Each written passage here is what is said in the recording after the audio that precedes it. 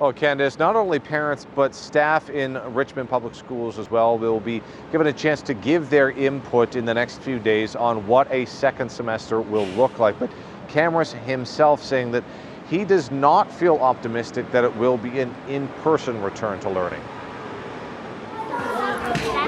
Richmond School Superintendent Jason Cameron says surveys will be out by the end of this week asking families and staff about how the second semester should go. Whether to reopen, and if so, what kind of reopening. Cameron says along with feedback, the school board will be looking at health data related to COVID-19, in particular the percent positivity of the virus, but not just citywide, but by subgroups such as race. We know that the African American and Latino communities have been disproportionately affected by COVID-19, and that represents about 90% of RPS families.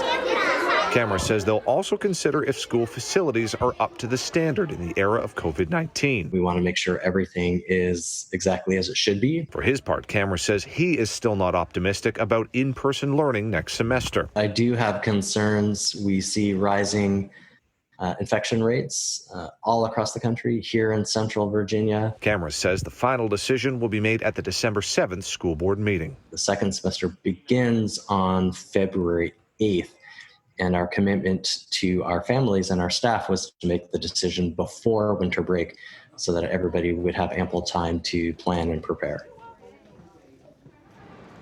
And Cameron adds that that decision will likely be for the entire semester rather than how some other school districts have been doing it, where they will do a certain method for a few weeks and then reassess.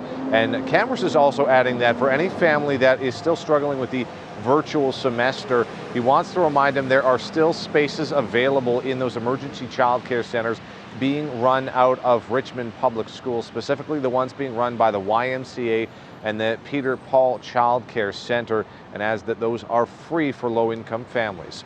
Working for you in Richmond, Cameron Thompson, CBS 6 News.